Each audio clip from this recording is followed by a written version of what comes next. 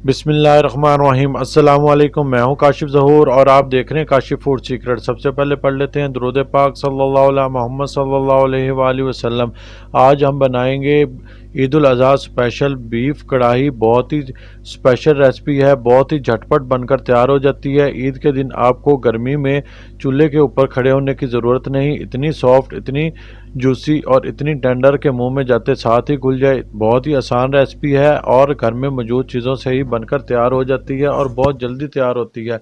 इसके लिए मैंने 2 किलो बीफ का गोश्त ले लिया है। हड्डियाँ भी हैं और बोटियाँ भी छोटी छोटी प्यारी प्यारी जैसे घर में बनाई जाती हैं। 3 अदद टमाटर, 3 अदद प्याज, 7 से 8 हरी मिर्चें और 2 टेबलस्पून भरकर अदरक लहसुन का पेस्ट मैंने ले लिया। प्याज़ों को और टमाटरों को मैंने स्लाइस में काट लिया और हरी मिर्चों को भी काट लिया। इधर मैंने प्रेशर कुकर चूल्हा पर चढ़ा लिया है।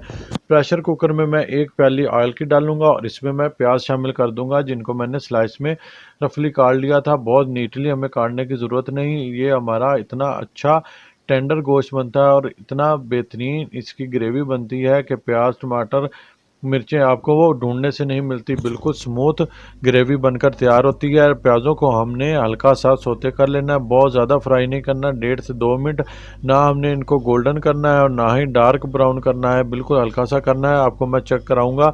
जितनी देर में मैं प्याज़ों को फ्राई करता हूँ इतनी देर में आप अगर हमारे चैनल पर नए हैं तो हमारे चैनल को सब्सक्राइब कर लें और बेल आइकन को दबा लें ताकि हमारी तमाम नई आने वाली रेसिपीज़ का नोटिफिकेशन बर वक्त आप तक पहुँच सके।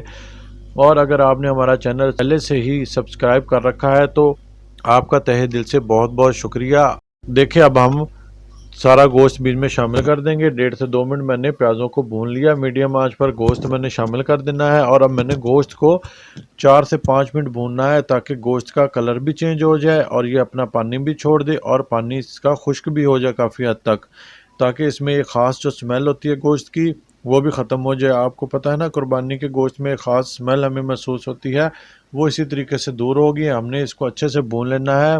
5 से 7 मिनट तक आप इसको भून सकते हैं। आपने इसका पानी अच्छे से खुश्क कर लेना है, फिर हम इसमें बाकी चीज़ें शामिल करेंगे। देखें, 5 से 7 मिनट हो गए। अब मैं इसमें टमाटर, लहसुन, अदरक का पेस्ट और हरी मिर्चें शामिल कर दूंगा और इसमें भी मैंने 5 से 7 मिनट इसको भूनना है। भूनकर इसको हमने टमाटरों को नरम कर देना है ताकि इसमें टमाटर का पानी निकल आए और ये टमाटर के पानी में पकें। बहुत जल्दी बनता है, ज़्यादा देर आपको चूल्हे पर मैं खड़ा करने वाला नहीं हूँ। टोटल आपने 20 से 25 मिनट चूल्हे पर खड़े होना है और कोई 20 से 25 मिनट हमने कुकर को सीटी लगानी है। इतना ही हमने इसको पकाना है, इससे ज़्यादा नहीं।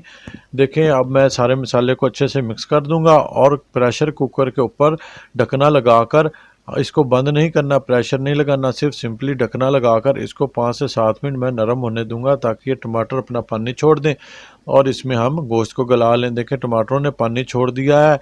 अब हम इसमें मसाला जार डाल लेंगे। बहुत ज़्यादा मसाले नहीं डालने, घर में ही मौजूद मसाले डालूंगा और टेस्ट इतना बेहतरीन होगा जिससे आपको ना भारीपन हो, ना सीने में जलन हो और सब शौक से खा लें। 1 टीस्पून भरकर मैंने नमक का शामिल कर दिया, ½ टीस्पून हल्दी शामिल कर दी, 1 टीस्पून लाल मिर्च पाउडर शामिल कर दिया, 2 टीस्पून भरकर मैं धनिया पाउडर शामिल करूँगा और 1 टीस्पून भुना कुटा हुआ सफ़ेद ज़ीरा शामिल कर दिया, 2 छोटी इलायची, 1 बड़ी इलायची, 5 से 7 लौंग और छोटे से 2 टुकड़े दालचीनी के मैं शामिल कर दूंगा। इतने ही हम ना गरम मसाला शामिल करना है। गरम मसाला भी नहीं मैं ज़्यादा डालने वाला।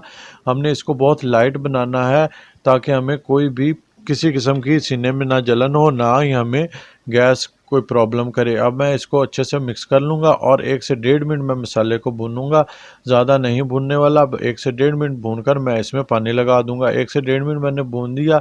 अब मैं इसमें पानी लगा लूँगा। पानी देखें, हमने इतना ही लगाना है ताकि हमारा गोश्त डूब जाए, ऊपर से हल्का हल्का नज़र आए, ज़्यादा नज़र भी ना आए।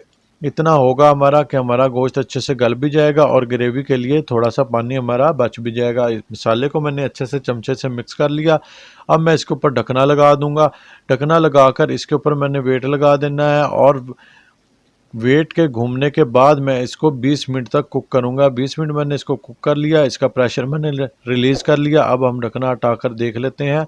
माशाल्लाह देखें, पानी भी काफ़ी हद तक खुश्क हो गया और गोश्त भी हम चेक कर लेते हैं कितना टेंडर हुआ है। देखें माशाल्लाह कैसे बेहतरीन गल गया है।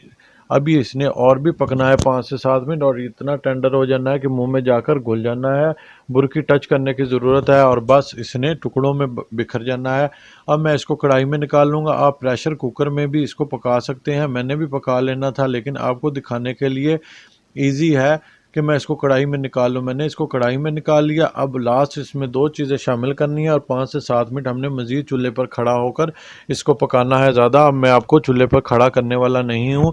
अब मैं इसमें 1 कटोरी भरकर दही शामिल कर दूँगा। दही को मैंने पहले अच्छे से फेंट लिया था। दही को हमेशा फेंट कर ही किसी भी सालन में डालें तो फेंट कर ही डालें। अब मैंने इसमें 1 टीस्पून भरकर काली मिर्ची शामिल कर दी, जिनको मैंने मोटा मोटा कूटा हुआ था, क्योंकि मैंने हरी मिर्चें और लाल मिर्चें बैलेंस ही डाली थी, बहुत ज़्यादा नहीं डालनी थी, इसलिए मैंने काली मिर्चें डाल ली। आप काली मिर्चों के हिसाब से ही अपने मिर्चें पहले डालिएगा। अब मैं इसको भून लूँगा। हल्की सी मैंने हरा धनिया डाल लिया है, बाकी मैं हरा धनिया बाद में गार्निश करूँगा। अब मैंने इसको लो टू मीडियम आंच पर पकाना है ताकि हमारा मसाला भी बैलेंस हो जाए, पानी भी थोड़ा खुश्क हो जाए और इसमें ऑयल भी निकल आए। देखिए मैंने इसको लो आंच पर 5 से 7 मिनट पका दिया ढकना लगाकर। कोई चमचा हिलाने की ज़रूरत नहीं थी और ना ही चूल्हे के ऊपर खड़े होने की ज़रूरत थी। देखें माशाल्लाह कितना बेहतरीन बनकर तैयार हुआ है और कितनी बेहतरीन ग्रेवी बनी है। ऑयल भी इसने छोड़ दिया है। अब मैं इसके ऊपर थोड़ी सी हरी मिर्चें और थोड़ा सा अदरक और थोड़ा सा हरा धनिया कटा हुआ बारीक डाल लूँगा, गार्निशिंग कर लूँगा और इसको मैं डिश आउट करके आपको दिखाता हूँ। देखें माशाल्लाह बहुत बेहतरीन बना है, बहुत जायकेदार, इतना मज़ेदार कि पूरे घर में इसकी खुशबू फैल गई है। देखें मेरे अल्लाह ताला की नेमतों में से एक नेमत, जितना शुक्र अदा करें उतना ही कम है। बहुत टेस्टफुल बना है। अगर आपको हमारी ये रेसिपी पसंद आई है तो इसको ज़रूर ट्राई करें और अपने फ्रेंड और फैमिली के साथ ज़रूर शेयर करें। हेल्दी पकाएं, हेल्दी खाएं। अपना और अपनों का बहुत ख्याल रखें। मुझे भी अपनी दुआओं में याद रखें। काशिफ फूड सीक्रेट से काशिफ को दें इजाज़त। अल्लाह हाफिज़।